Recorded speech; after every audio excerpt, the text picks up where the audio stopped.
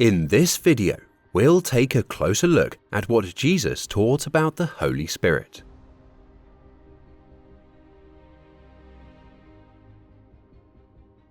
John 16, 1-4. These things I have spoken to you, that you should not be made to stumble. They will put you out of the synagogues.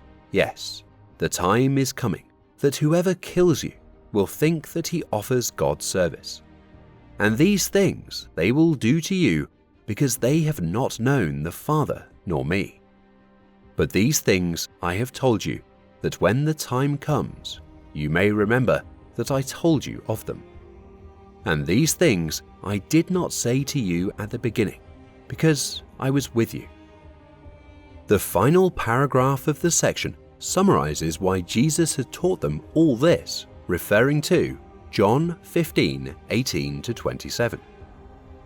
If the world hates you, you know that it hated me before it hated you. If you were of the world would love its own.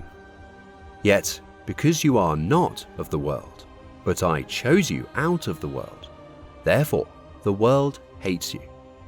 Remember the word that I said to you, a servant is not greater than his master. If they persecuted me, they will also persecute you. If they kept my word, they will keep yours also. But all these things they will do to you for my name's sake, because they do not know him who sent me. If I had not come and spoken to them, they would have no sin, but now they have no excuse for their sin. He who hates me hates my Father also. If I had not done among them the works which no one else did, they would have no sin. But now they have seen and also hated both me and my Father. But this happened that the word might be fulfilled, which is written in their law. They hated me without a cause. But when the Helper comes, whom I shall send to you from the Father, the Spirit of truth, who proceeds from the Father, he will testify of me. And you also will bear witness, because you have been with me from the beginning. He has warned them that they will not go astray, scandalitho. This term refers to someone who trips, such as when they trip due to darkness. John 12:35. Then Jesus said to them, A little while longer the light is with you. Walk while you have the light, lest darkness overtake you. He who walks in darkness does not know where he is going. When Jesus spoke of eating and drinking the Son of Man's flesh and blood in chapter 6, those who failed to see beneath the metaphor were scandalized, John 6:61, and many fell away. John 6:61.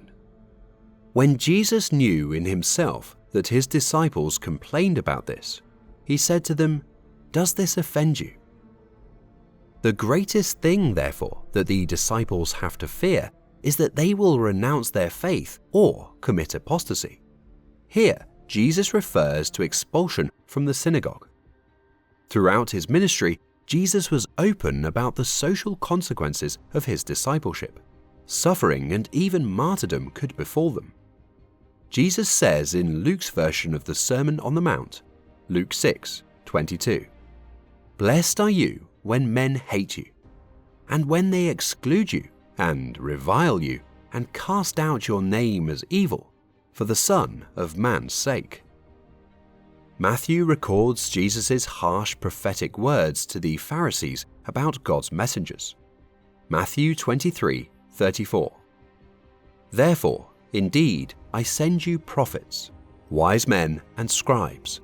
Some of them you will kill and crucify, and some of them you will scourge in your synagogues and persecute from city to city.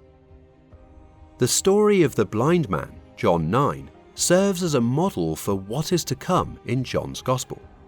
This man was thrown out of the synagogue for refusing to deny Jesus. John 9:22. His parents said these things because they feared the Jews.